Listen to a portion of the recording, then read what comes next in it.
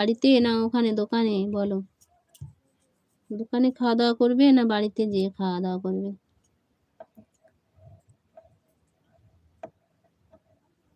সকালে কটা থেকে বেরিয়ে এসেছো দোকানে?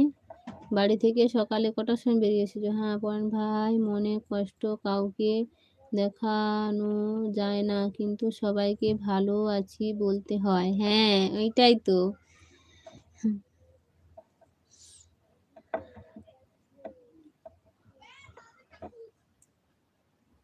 কাঁদবে কি তখন চিরনিদ্রায় ঘুমাবো যখন, মনে রাখবে কি তখন না ফেরার দেশে চলে যাব যখন, ডাকবে কি তখন তোমার ডাকে সাড়া দিব না যখন।